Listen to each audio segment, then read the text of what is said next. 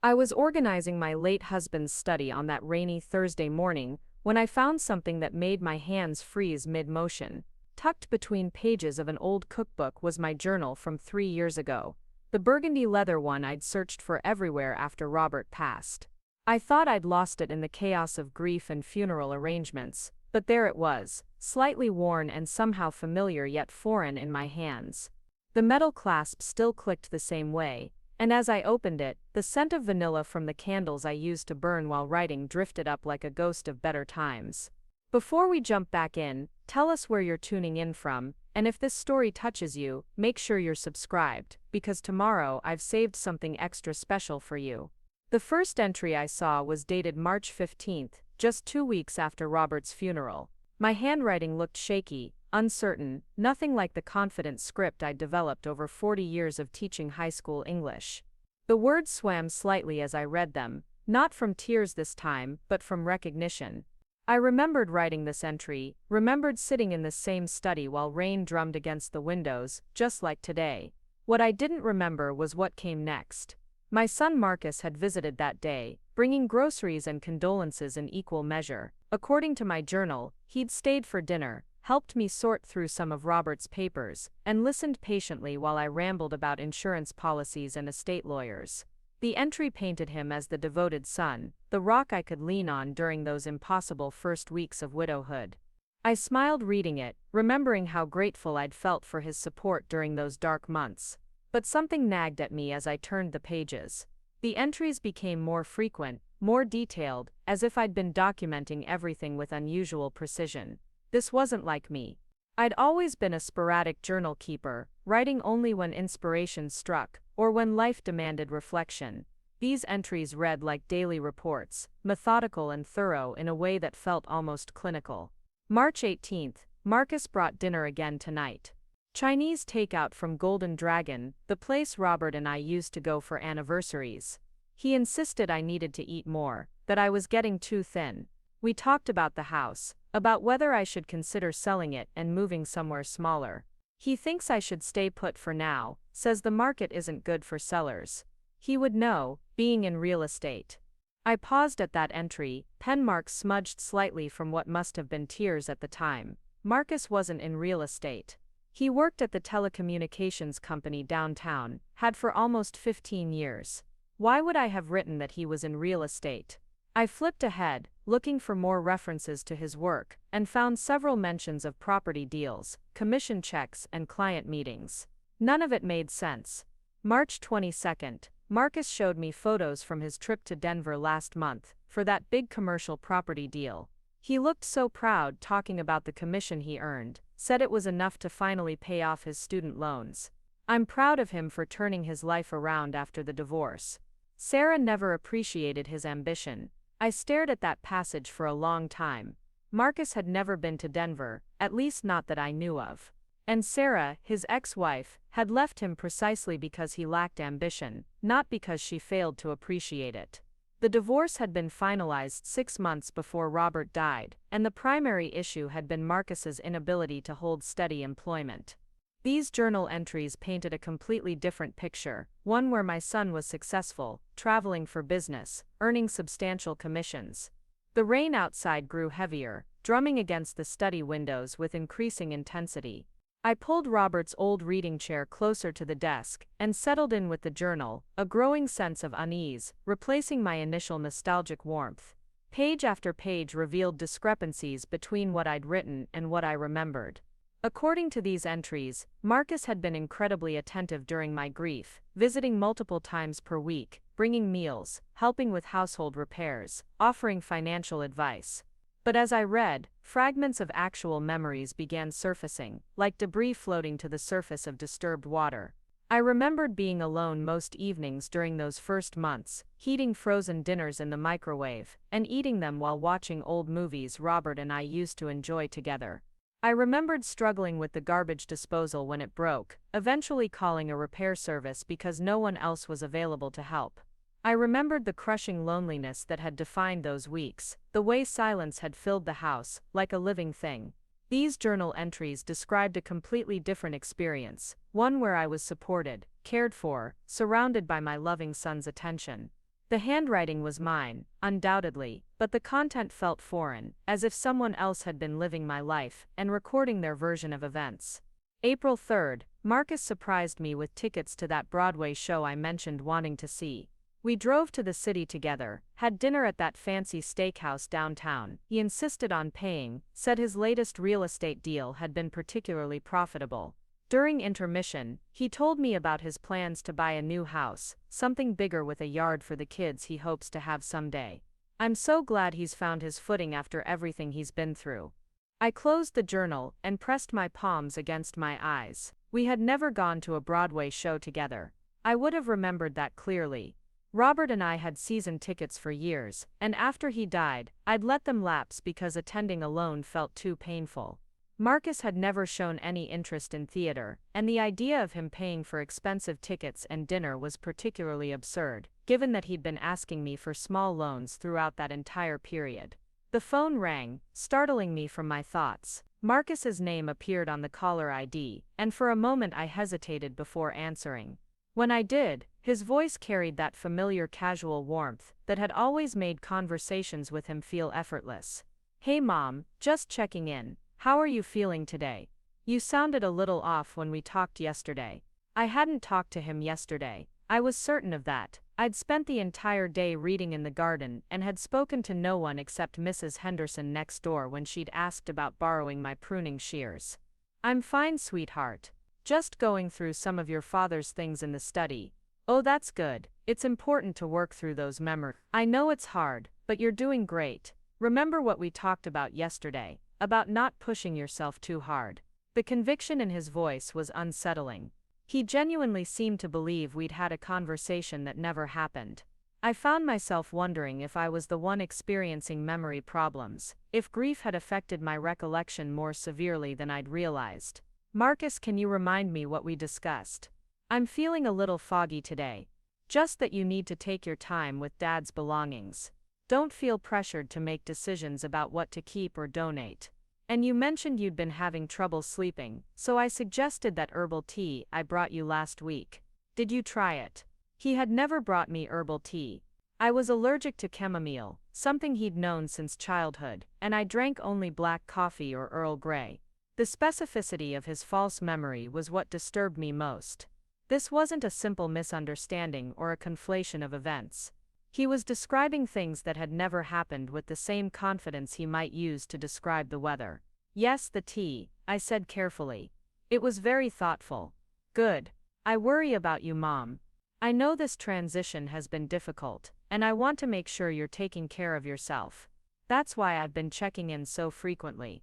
After we hung up, I sat in Robert's chair staring at the journal in my lap.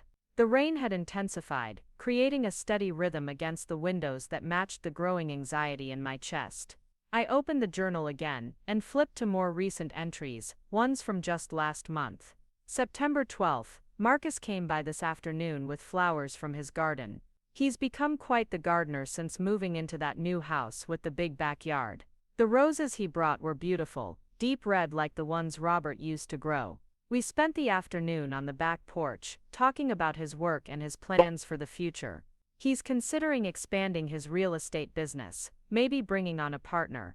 Marcus lived in a small apartment complex on the other side of town. He'd never owned a house, had never shown any interest in gardening, and certainly didn't have a garden to cut flowers from. The roses he supposedly brought were probably the ones from my own garden, the ones Robert had planted years ago that I'd been tending myself since his death. September 18th, wonderful evening with Marcus and his new girlfriend Jennifer. She's a nurse at the hospital, very sweet, and clearly smitten with him. They brought dinner from that Italian place we all love, and Jennifer helped me with the dishes afterward, while Marcus fixed the loose floorboard in the hallway. It's so nice to see him happy and settled. Jennifer mentioned they're thinking about getting engaged soon. I knew of no girlfriend named Jennifer. Marcus had been single since his divorce, as far as I knew, and had mentioned several times that he wasn't ready for another serious relationship. The Italian restaurant reference was particularly puzzling because the only Italian place in town had closed 2 years ago, something I'd lamented because Robert and I had celebrated our anniversary there every year. The entries continued in this vein, describing a parallel life where Marcus was successful, attentive, and surrounded by people who loved him. They painted the picture of a devoted son, with a thriving career and a promising romantic relationship, someone who visited regularly and took active care of his widowed mother. It was the kind of relationship any parent would be grateful for, the kind that made the difficulties of aging and loss bearable. But it wasn't real. None of it was real. I spent the rest of the afternoon cross-referencing the journal entries with my actual memories, trying to piece together what had really happened during the time periods described. The effort was exhausting and disorienting, like trying to solve a puzzle where half the pieces belonged to a different picture entirely. By evening, I had filled several pages of a legal pad with notes, creating 2 columns, what the journal claimed and what I actually remembered. The discrepancies were consistent and systematic. Every positive interaction with Marcus had been either fabricated entirely or dramatically embellished. Every mention of his success, his relationships, his caring behavior toward me had been manufactured from nothing. The real Marcus during that period had been largely absent, calling occasionally to ask for money or to complain about his various problems, but rarely visiting and never offering the kind of support described in these entries. What disturbed me most was the handwriting. It was unquestionably mine, formed with the same slight rightward slant I'd developed in college, using the same fountain pen I'd carried for decades. These weren't forgeries or alterations. I had written these entries myself, with my own hand in my own journal. But I had no memory of writing them, and they described events that had never occurred. I made myself a simple dinner of soup and toast, eating mechanically while my mind raced through possible explanations. Grief could cause memory problems, certainly. The stress of losing Robert might have affected my cognition more than I'd realized. But selective memory loss that specifically created false positive memories about one person seemed unlikely. And the detail in these entries, the specificity of names and places and conversations, suggested deliberate construction rather than confused recollection. That evening, I called my sister Patricia in California. We spoke every few weeks, and she had been particularly supportive during the months after Robert's death. If anyone would remember details about my interactions with Marcus during that period, it would be her. Patricia, I need to ask you about something, and I want you to be completely honest with me. Of course, honey, what's wrong? You sound upset. During those first few months after Robert died, how often was Marcus around? I mean, was he visiting regularly, helping me with things? The pause on the other end of the line was telling. Oh, Ellen, are you having memory troubles? I was so worried about that. Marcus was barely around at all during that time. I remember being concerned about you being so isolated. You mentioned several times that you wished he would visit more often, that you were feeling abandoned. The relief I felt was immediate and profound. I wasn't losing my mind. My memories were accurate. The journal entries were the fabrication, not my recollection of events. Do you remember me mentioning anything about Marcus having a new career in real estate, or a girlfriend named Jennifer? Real estate. Ellen, Marcus was unemployed for most of that period. He called you asking for money at least twice, that I know of, and he definitely wasn't dating anyone. He was too busy feeling sorry for himself after the divorce. We talked for another 20 minutes, with Patricia confirming detail after detail of what I actually remembered, versus what the journal claimed. By the time we hung up, I was certain that someone had been systematically altering my journal, creating a false narrative about Marcus and our relationship. The question was who, and why. I went to bed that night with the journal on my nightstand, planning to examine it more thoroughly in the morning. But sleep was elusive, interrupted by questions that circled through my mind like water going down a drain. Who had access to my house during those months? Preparing and narrating this story took us a lot of time. So if you are enjoying it, subscribe to our channel. It means a lot to us. Now, back to the story. Who knew where I kept my journal? Who would benefit from creating this false narrative about Marcus? The answer to all 3 questions was obvious, but accepting it required confronting a possibility that felt almost too terrible to consider. The person who had written these fabricated entries was the same person whose reputation they protected, whose character they enhanced, whose absence they concealed. Marcus had been rewriting history, creating evidence of a relationship that existed only in carefully crafted fiction. But why? What was the purpose of maintaining this elaborate deception? And if he had been altering my journal 3 years ago, what else might he have been manipulating since then? The thought sent a chill through me that had nothing to do with the autumn weather outside my windows. I got up and checked the locks on all the doors, something I'd been doing religiously since Robert died, but tonight felt more urgent. Standing in my darkened living room, looking out at the empty street beyond my front yard, I realized that the safety I thought I'd found in my familiar routines and quiet retirement might have been an illusion all along. The next morning brought clearer thinking and a determination to understand exactly what had been done to my journal. I spread the entries across my dining room table chronologically and began analyzing them with the same methodical approach I'd once used to evaluate student essays. Patterns emerged quickly. The false entries consistently portrayed Marcus in a positive light, emphasizing his success, his attentiveness, and his emotional growth. They filled gaps in the timeline where I'd actually been alone, creating a narrative of consistent support and companionship. Most tellingly, they included specific details that could be verified or contradicted by other sources, suggesting they'd been crafted to withstand casual scrutiny. The handwriting analysis was more complex. While the overall style was unmistakably mine, there were subtle inconsistencies in pressure and rhythm that suggested the entries had been written under different circumstances than my genuine ones. The fabricated entries showed signs of slower, more deliberate writing, as if someone had been copying my handwriting style rather than writing naturally in their own hand. I spent the morning calling businesses mentioned in the false entries. The Italian restaurant had indeed closed 2 years ago. As I remembered, the steakhouse supposedly where Marcus had taken me for dinner had no record of reservations under our names for the dates mentioned.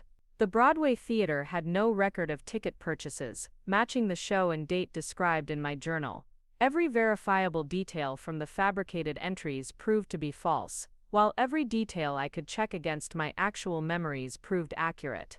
The systematic nature of the deception was becoming clear, and with it, the uncomfortable realization that Marcus had not only been lying to me for years, but had been manipulating my own record of events to support his lies.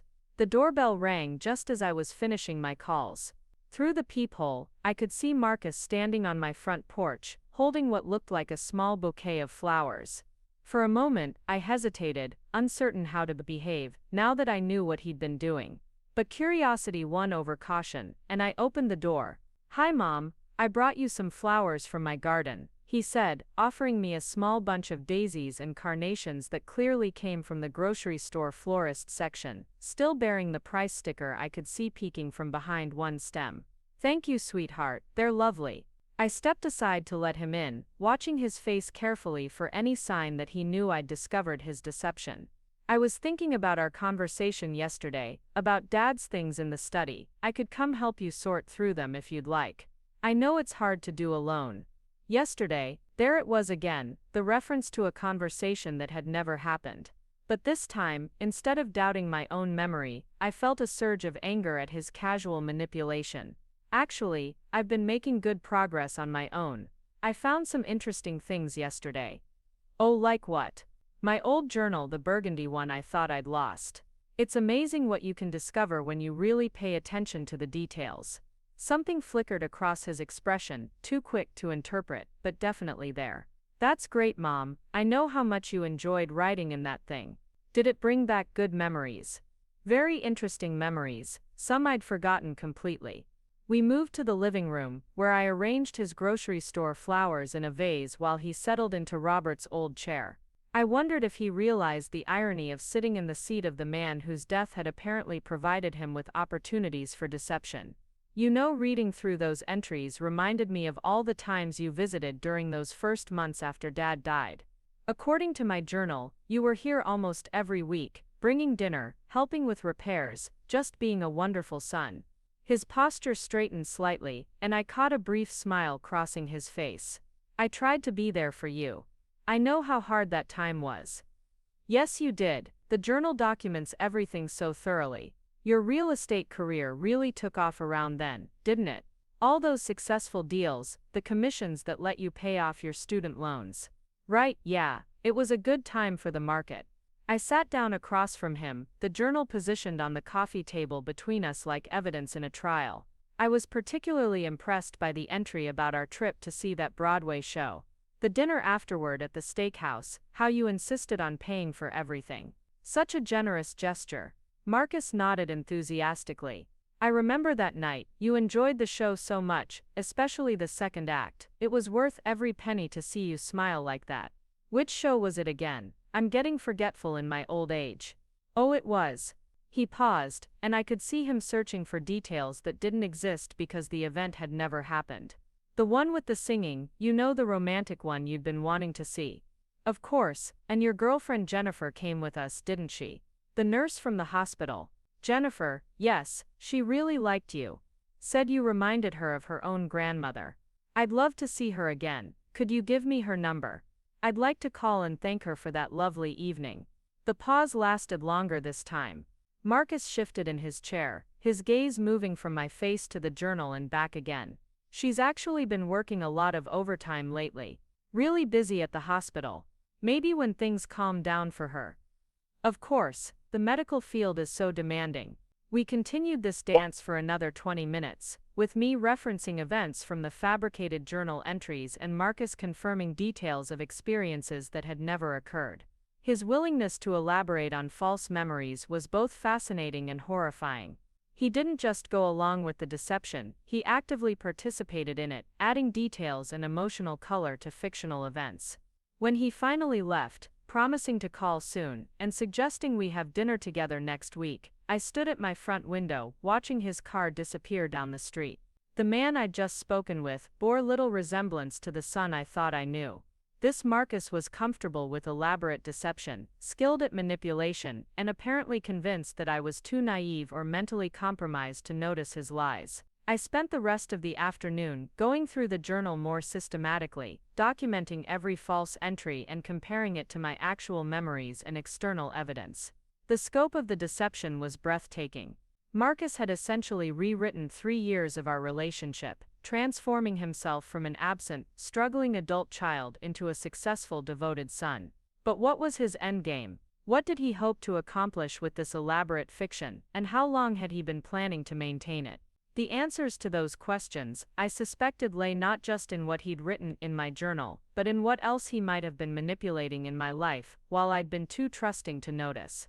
That evening, I began making a list of everything I needed to verify, every detail of my life over the past 3 years that might have been influenced by Marcus's deception.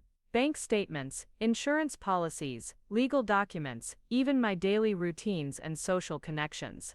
If he'd been willing to falsify my journal entries, what else might he have been willing to manipulate?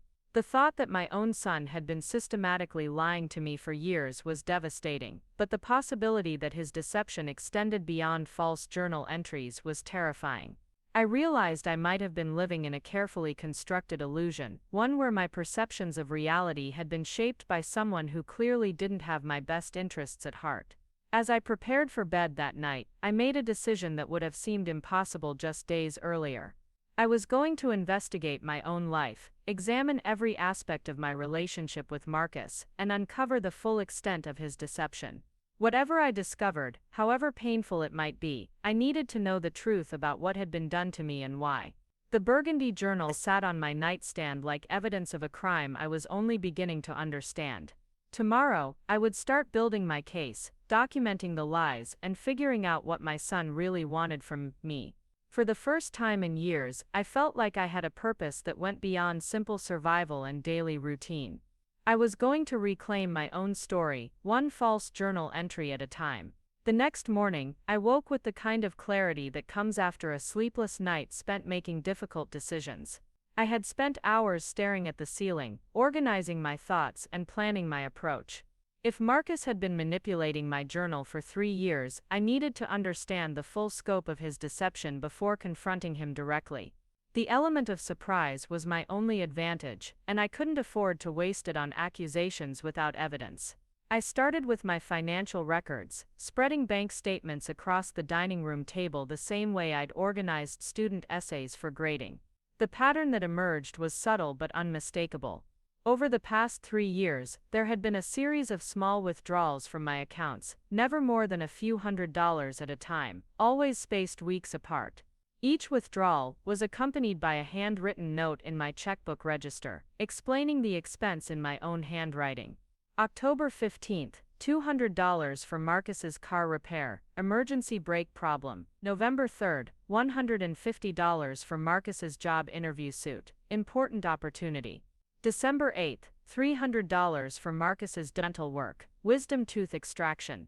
The entries continued month after month, documenting a steady stream of financial support that I had no memory of providing. I called my bank and requested detailed records for the past 3 years, explaining that I needed them for tax purposes. While I waited for those documents to arrive, I decided to verify some of the explanations written in my checkbook. I called Marcus's dentist, Dr. Patterson, whom I'd known for years since he'd also been Robert's dentist. "Oh, hello, Ellen. How can I help you today? I'm organizing my records for tax season, and I need to verify a payment I made for Marcus's dental work. It was for a wisdom tooth extraction in December, about 3 years ago. Let me check his file." There was a pause while Dr. Patterson looked through his records. "I don't show any wisdom tooth extractions for Marcus in December of that year. In fact, he had his wisdom teeth removed when he was 19. If I recall correctly, he hasn't had any major dental work done in the past 5 years." After hanging up, I sat staring at the checkbook entry that clearly stated I'd given Marcus $300 for dental work that had never happened. The handwriting was mine, but the memory was non-existent, just like the journal entries. Someone had been forging my handwriting well enough to fool even me, or I had been writing these entries while in some kind of compromised mental state. I called Marcus's former employer at the telecommunications company to verify the timeline of his employment. According to their HR department, Marcus had been laid off in January, 3 years ago, just 1 month before Robert died. He had not been employed anywhere else since then, despite the journal entries documenting his successful real estate career and the checkbook entries referencing job interview expenses. The picture emerging was devastating in its clarity. For 3 years, Marcus had been unemployed and apparently living off money he'd been taking from my accounts, while creating elaborate fictional documentation to cover his tracks. The journal entries weren't just false memories, they were alibis, creating a narrative that justified his access to my finances and explained away his frequent presence in my house. My phone rang, interrupting my investigation. Marcus's voice was unusually tense when I answered. "Mom, I need to come over this afternoon. There's something important we need to discuss." "Of course, sweetheart. Is everything all right? We'll talk when I get there. I'll be over around 2 o'clock.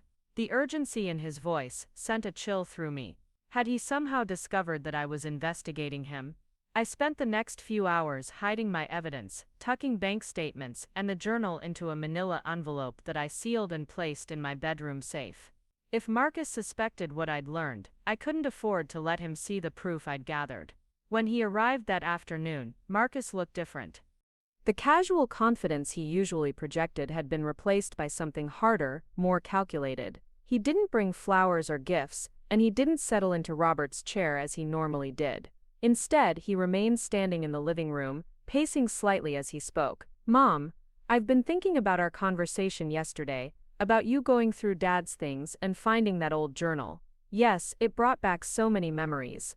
I'm worried about you, living alone in this big house, getting confused about things that happened years ago. Maybe it's time to consider some changes." The word confused struck me like a physical blow. He was already beginning to undermine my credibility, laying the groundwork for dismissing anything I might remember or discover. "I'm not confused, Marcus. My memory is fine." "Is it though? Because yesterday you seemed to remember things differently than they actually happened. That's not unusual for someone your age, especially after experiencing a significant loss like Dad's death." He was gaslighting me using the classic manipulation technique of making me question my own perceptions.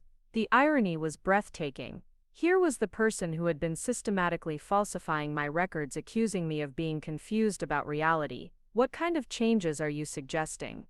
"Well, there are some wonderful assisted living communities in the area, places where you'd have help with daily tasks, social activities, people to check on you regularly. I've been researching options, and I think I've found the perfect place. Assisted living. The pieces suddenly clicked into place with sickening clarity. This had never been about creating false memories for their own sake. Marcus had been building a case for my mental incompetence, creating documentation that would support his claim that I needed supervised care. Once I was in assisted living, he would have complete control over my finances, my property, my entire life. That's very thoughtful of you to research options, but I'm quite happy living here. I know change is scary, but I really think this would be best for everyone. The place I have in mind is beautiful, and they have excellent care. You'd have your own apartment but with staff available 24 hours a day. And what would happen to this house? Well, we'd probably need to sell it to pay for your care. These facilities are expensive, but the house should cover the costs for quite a while. There it was. The house that Robert and I had bought 40 years ago, the house where we'd raised our family and built our life together, would be sold to fund my imprisonment in a facility I didn't need. Marcus would inherit whatever money remained, along with control over my affairs as my guardian or power of attorney. I appreciate your concern, but I'm not ready to make that kind of decision right now. Marcus's expression hardened slightly. Mom, I don't think you understand how serious this situation is. Your memory problems are getting worse. Just yesterday, you were confused about conversations we'd had, events that happened years ago. What if you forget to turn off the stove? What if you fall and can't get help?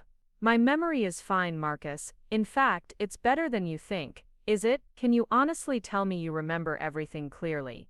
Can you account for every day, every conversation, every decision you've made since Dad died?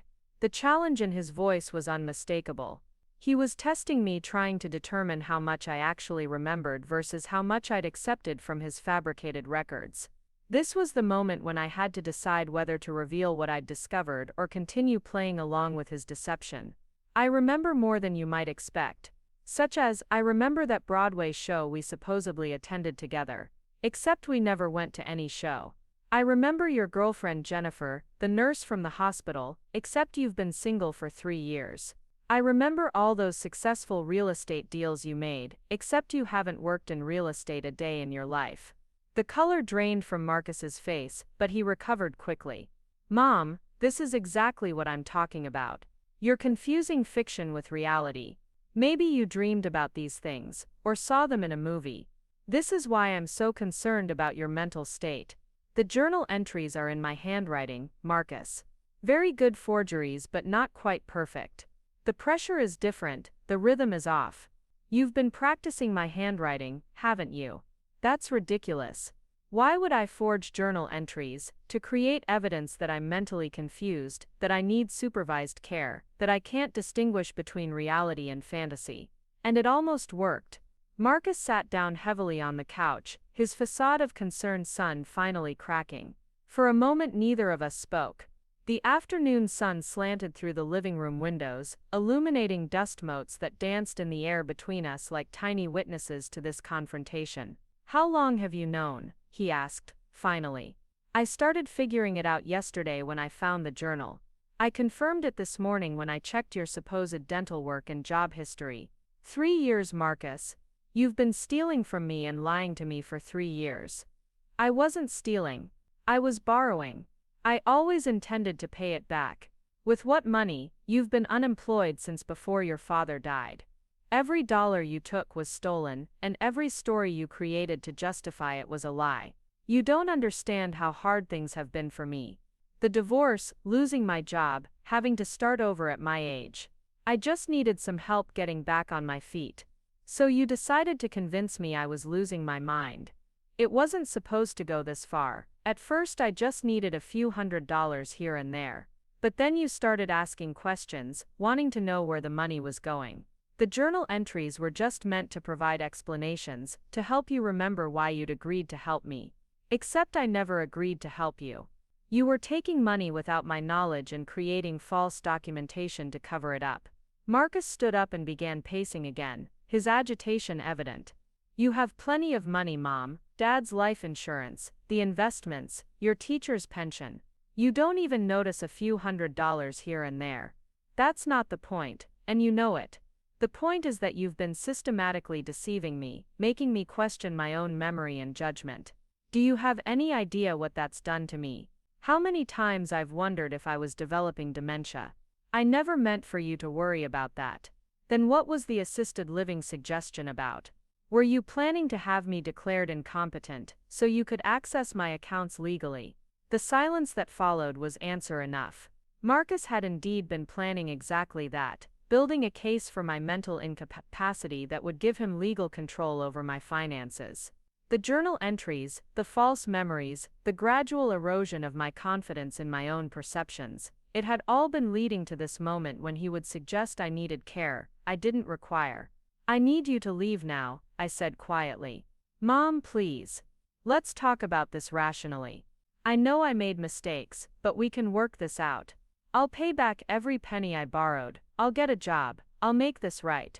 You didn't borrow anything, you stole it, and you didn't make mistakes. You planned this carefully, systematically, over years. This wasn't a moment of weakness or desperation, this was calculated fraud.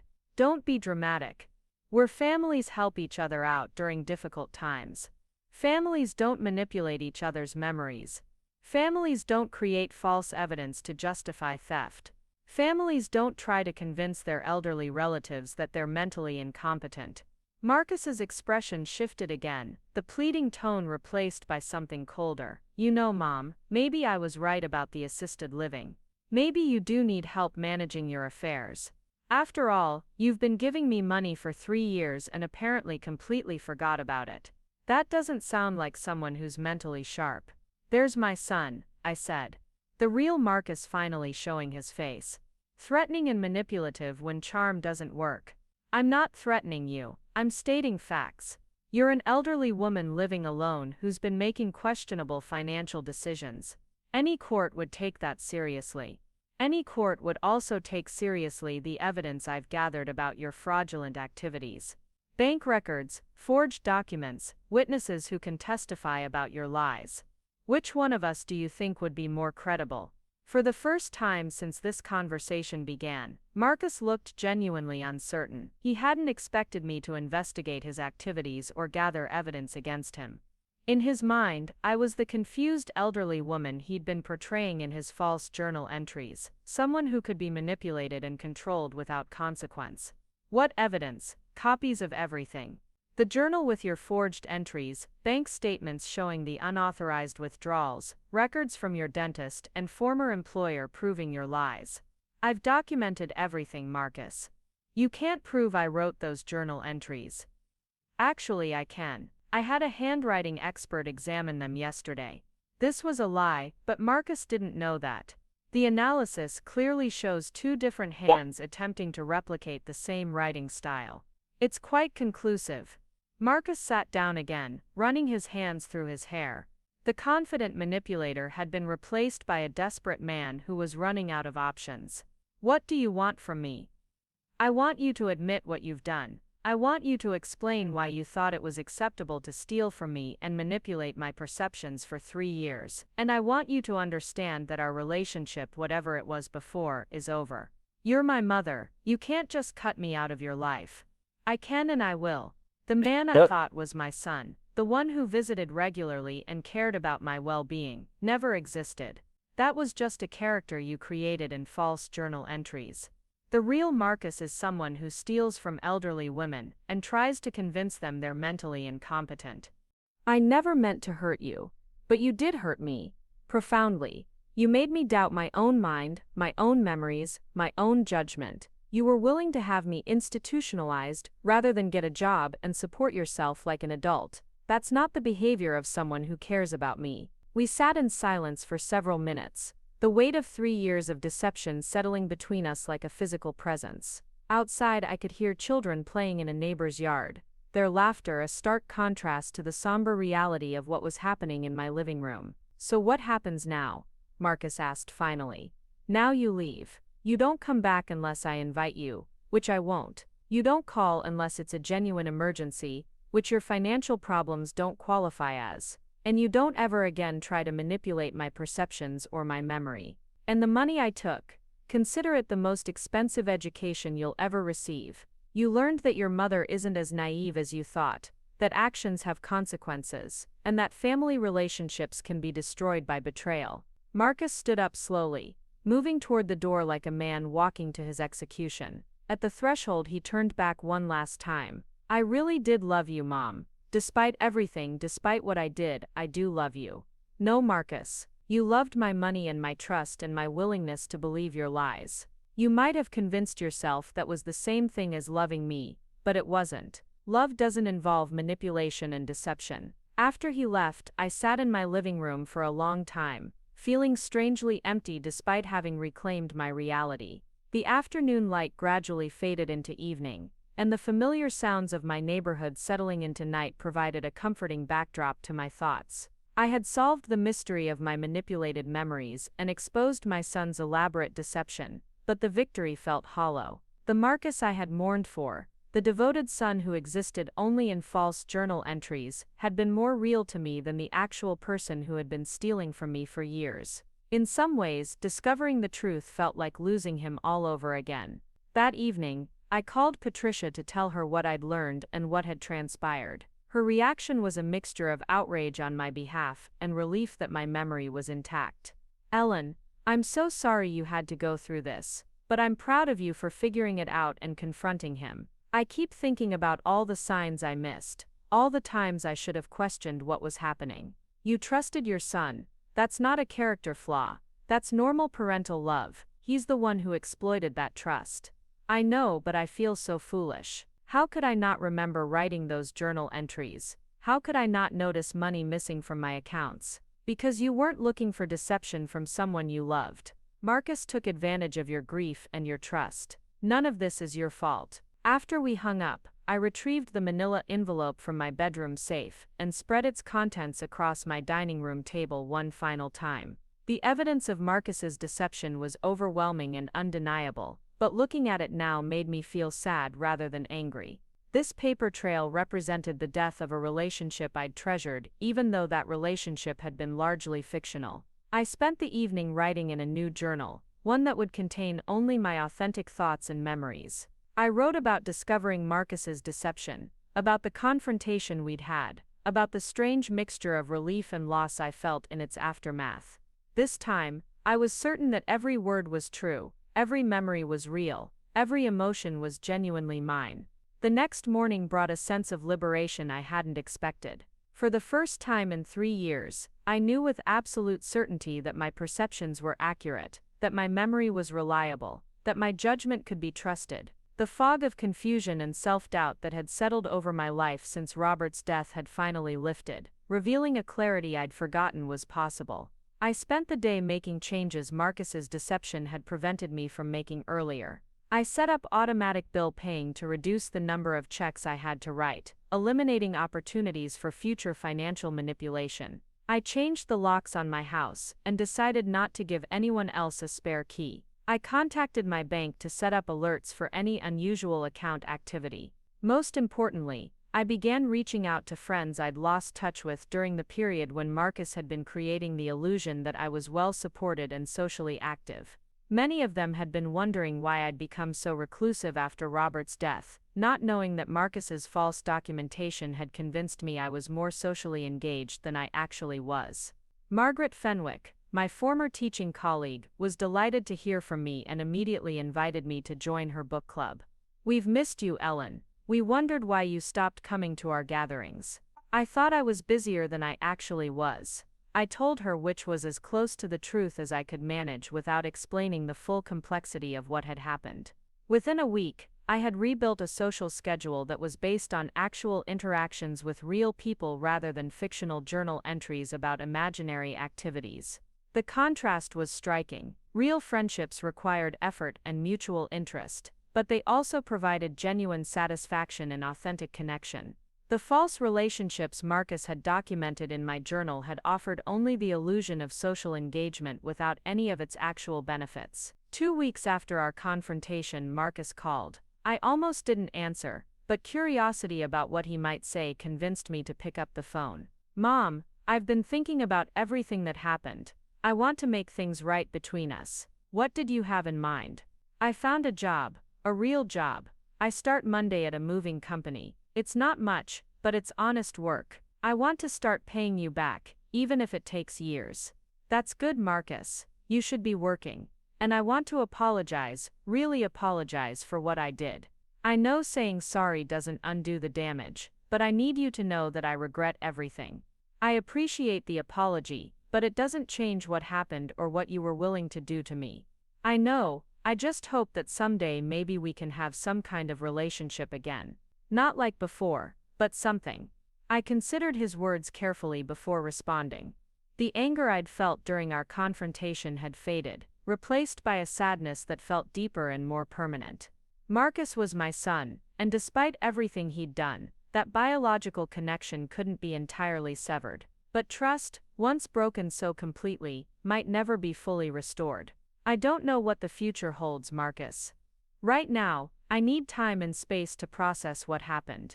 If you're genuinely committed to changing your life, to being honest and self-sufficient, maybe someday we can explore the possibility of rebuilding something. But it would have to be built on truth this time, not manipulation. I understand. Oh, And Mom, thank you for not calling the police. I know you could have had me arrested for what I did. I considered it, but ultimately I decided that losing his mother's trust and respect might be punishment enough for someone who claimed to love her. After we hung up, I sat thinking about forgiveness and family obligations, and the difference between enabling destructive behavior and showing compassion. Marcus had committed fraud against me, violated my trust, and attempted to manipulate my perceptions of reality. Those actions had consequences that couldn't be erased by apologies or promises of reform. But he was also a man who had lost his way after a series of personal failures, someone who had made increasingly desperate choices, until he found himself stealing from his own mother to survive. His actions were inexcusable, but they weren't necessarily unforgivable, given enough time and evidence of genuine change. I decided that my door wasn't permanently closed to Marcus, but it was firmly locked until he proved he could be trusted with the key. If he was serious about rebuilding his life and making amends, he would have to do so without my financial support or unquestioning faith. Any future relationship would be built on verified actions rather than promised intentions. 6 months later, I received a money order in the mail for $50, with a note from Marcus explaining that it was the first installment on repaying what he'd taken from me. The gesture was small but significant, representing actual earning rather than empty promises. Over the following months, similar payments arrived regularly, never large amounts but consistent enough to suggest genuine effort. I deposited each payment but didn't contact Marcus to acknowledge them. If he was serious about changing, he would continue making payments whether I thanked him or not. If he was only trying to manipulate me again, the lack of positive reinforcement would eventually cause him to stop. The payments continued, month after month, without any expectation of gratitude or reconciliation. A year after our confrontation, Marcus called on my birthday. The conversation was brief and carefully neutral, focused on his work at the moving company and his progress in paying off debts. He didn't ask to visit or request anything from me. He simply wished me a happy birthday and told me he hoped I was well. I am well, I told him truthfully. I'm doing very well indeed. And I was. The year since discovering Marcus's deception had been one of growth and rediscovery. I'd reconnected with old friends, made new ones, taken up watercolor painting, and started volunteering at the local library. My life was fuller and more authentic than it had been in years, built on real experiences rather than fictional documentation.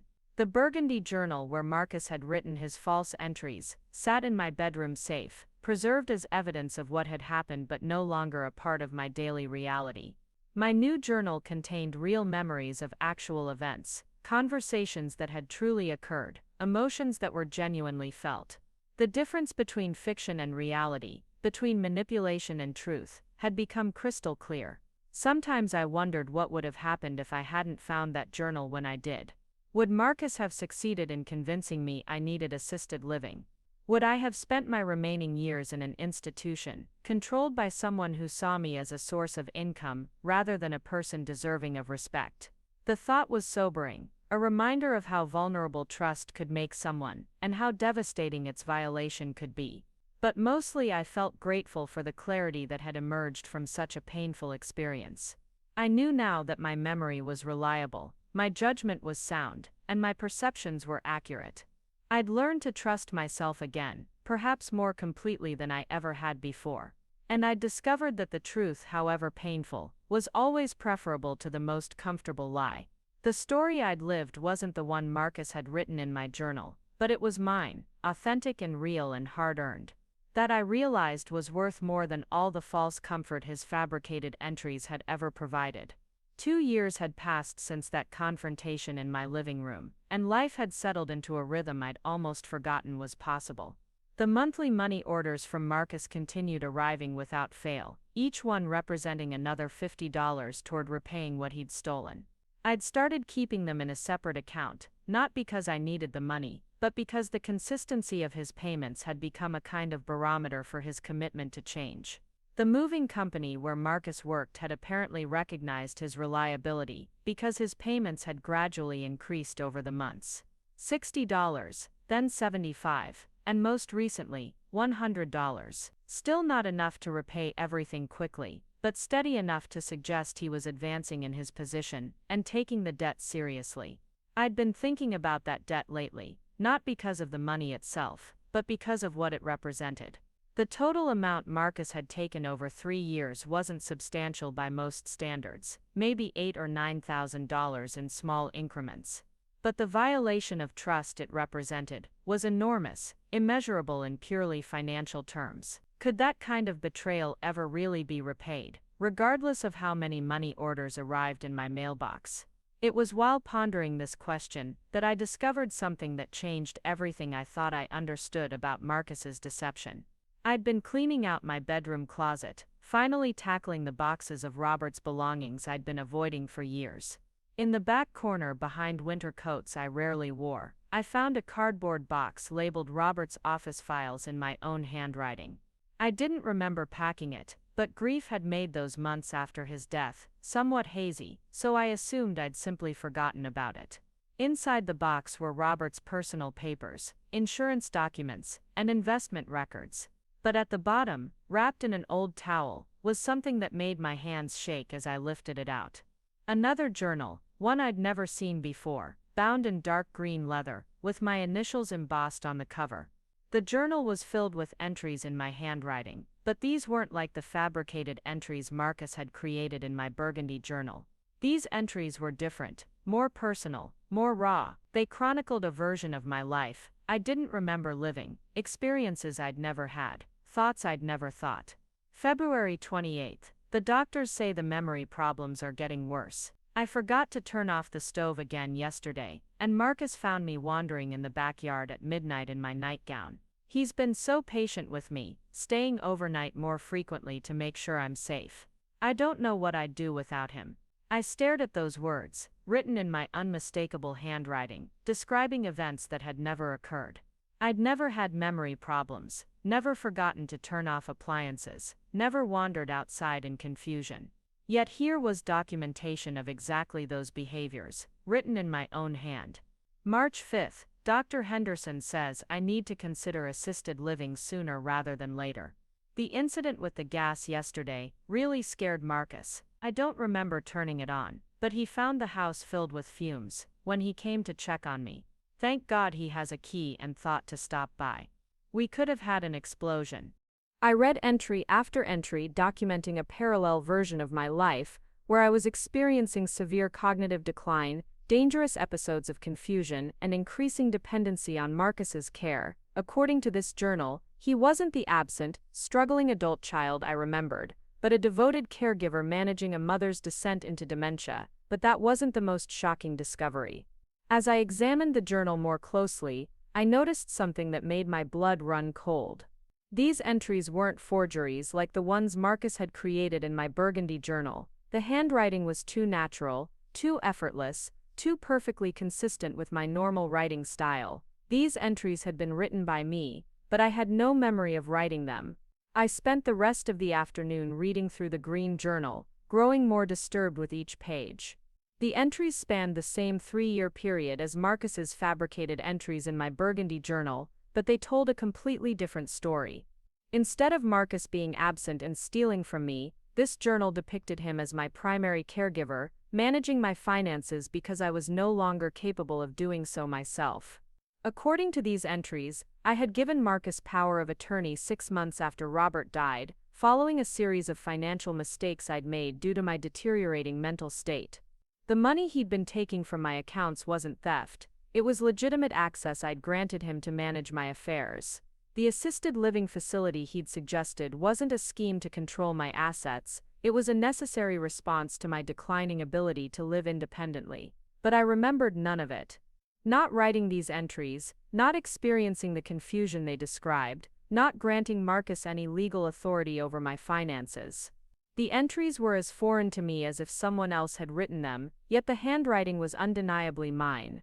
I called Dr. Henderson's office, the physician mentioned in several entries as having diagnosed my memory problems.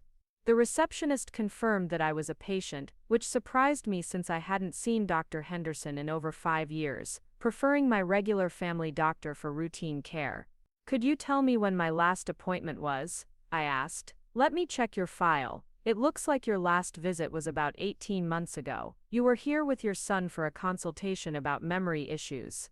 "I was there with my son?" "Yes, Marcus Morrison. He was very concerned about some episodes you'd been having. Dr. Henderson prescribed medication to help with the cognitive symptoms." I hung up feeling disoriented and frightened. According to the doctor's office, I had been seen for memory problems I didn't remember having, accompanied by a son who, according to my clear recollection, had been largely absent from my life during that period.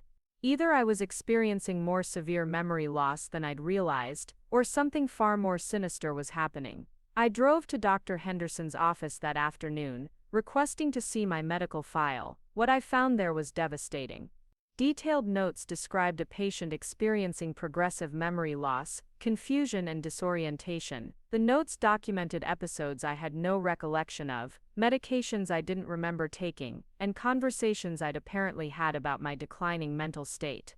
But most disturbing were the notes about Marcus's involvement in my care. According to Dr. Henderson's records, Marcus had been the one to bring me in initially, reporting that I'd been having memory problems that I was unaware of or unwilling to acknowledge. He'd described episodes of confusion, forgotten conversations, and concerning changes in my behavior. "The patient appears to have limited insight into her cognitive decline," one note read. "Her son reports significantly more impairment than she acknowledges. This lack of awareness is typical of early-stage dementia." I sat in Dr. Henderson's office reading my own medical file and feeling like I was going insane. Either I was experiencing severe memory loss that prevented me from remembering my own medical appointments and cognitive decline, or Marcus had somehow convinced a doctor that I was suffering from dementia I didn't have. "Dr. Henderson," I said to the receptionist, "I'd like to schedule an appointment as soon as possible. I need to discuss some discrepancies in my medical records." The appointment was scheduled for the following week, but I couldn't wait that long for answers. I called Patricia again, asking her to remember as specifically as possible our conversations during the period covered by the Green Journal. "Ellen, you're starting to worry me. This is the second time in 2 years you've called asking me to verify your memories. Are you having problems with your cognition? That's what I'm trying to figure out. During the time period we're talking about, did I ever mention having memory problems? Did I sound confused when we talked? Did I tell you I was seeing a doctor for cognitive issues? Absolutely not.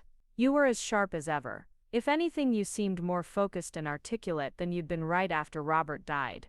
You never mentioned any health problems except the normal aches and pains of getting older. And I never mentioned giving Marcus power of attorney or having him manage my finances. Ellen, you specifically told me you'd changed your locks because you were concerned about Marcus having too much access to your house. You said you were worried about his financial problems and didn't want him to feel tempted to borrow things without asking." Patricia's memory directly contradicted the medical records and journal entries that suggested I'd been giving Marcus increasing control over my life due to cognitive decline. Either my sister was misremembering our conversations or someone had been creating false documentation about my mental state. "Patricia, I need to ask you something, and I need you to be completely honest. Have you noticed any signs of memory loss or confusion in our conversations over the past few years?" "None whatsoever. Ellen, you've been consistently sharp, articulate, and completely yourself in every conversation we've had. If you were experiencing dementia symptoms, I would have noticed and I would have said something. After we hung up, I sat with the green journal in my lap, trying to reconcile the evidence before me. I had two sets of documentation about the same time period, both apparently written in my handwriting, but describing completely different realities. One showed Marcus as a thief and manipulator, the other showed him as a devoted caregiver managing my decline into dementia.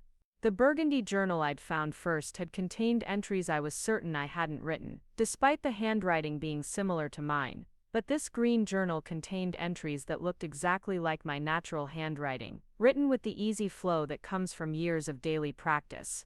If Marcus had forged these entries, he'd somehow perfected my handwriting style far beyond what he'd achieved with the burgundy journal. But if I had written them myself, why couldn't I remember doing so, and why couldn't I remember any of the events they described? The answer came to me gradually, pieced together from small inconsistencies I'd initially overlooked. The green journal entries were written in black ink, but I'd used blue ink exclusively for the past decade since Robert gave me a special fountain pen for our anniversary. The paper in the green journal was different too, slightly heavier stock than I typically preferred. Most tellingly, the journal itself was expensive, far more costly than anything I would have purchased for myself. Someone had gone to considerable effort to create this journal, using the right paper, the right ink, and the right binding to make it appear authentic. But they'd missed the small details that would have made it truly convincing to someone who knew my habits well. I spent the evening examining both journals side by side, comparing the handwriting with samples of my genuine writing from the same time period. The differences were subtle but detectable. The green journal entry showed signs of careful copying, places where the pen had paused slightly as the writer concentrated on replicating my letter forms. The burgundy journal entries showed the same careful copying, but with less skill and consistency. Marcus hadn't just been forging entries in one journal, he'd been maintaining two separate sets of false documentation, each supporting a different narrative about our relationship and my mental state. The burgundy journal painted him as a successful, attentive son caring for a mentally sharp but sometimes lonely mother. The green journal painted him as a devoted caregiver managing a mother's descent into dementia. But why maintain two conflicting narratives? What purpose did it serve to create documentation showing both my mental competence and my cognitive decline? The answer became clear when I considered the timeline. The green journal entries, the ones documenting my supposed dementia, had been created first. They established a medical history of cognitive decline that justified Marcus's increasing involvement in my finances and decision-making. They provided evidence that could be presented to doctors, lawyers, or family members to support his claim that I needed supervised care. The burgundy journal entries had been created later, after I'd started questioning some of his explanations and showing more awareness of financial discrepancies. These entries were designed to counter my growing suspicions by providing evidence that I'd been willingly supporting him, and that our relationship was close and loving. Marcus had been playing both sides, creating documentation to support whatever narrative served his purposes at any given moment. If I questioned his access to my money, he could point to the burgundy journal showing how I'd willingly supported his fictional real estate career. If I resisted his suggestions about assisted living, he could point to the green journal and medical records showing how my dementia was progressing. The sophistication of his deception was breathtaking and terrifying. He hadn't just been stealing money or forging a few journal entries. He'd been systematically constructing an alternate reality, complete with medical documentation and multiple sources of evidence, all designed to support his control over my life and finances. My appointment with Dr. Henderson the following week confirmed my worst suspicions. When I described the memory problems documented in my file, Dr. Henderson looked confused. "Mrs. Morrison, you seem completely lucid and coherent today. Your recall of recent events is excellent, your orientation is perfect, and your reasoning abilities appear intact. If you were experiencing the level of cognitive decline documented in these notes, I would expect to see significant symptoms during our conversation. So you don't think I have dementia? Based on my examination today, I see no evidence of cognitive impairment. However, dementia can be episodic, with periods of clarity alternating with periods of confusion. It's also possible that medication or other interventions have improved your symptoms since your last visit. Dr. Henderson, I need to ask you something directly. Is it possible that someone could fake symptoms of dementia convincingly enough to fool a medical professional? He considered the question carefully. It would be difficult but not impossible, especially if the person faking symptoms had done research about the condition. However, it would be much easier for someone else to exaggerate or misrepresent a patient's symptoms, particularly if the patient was cooperative or unaware of what was being reported.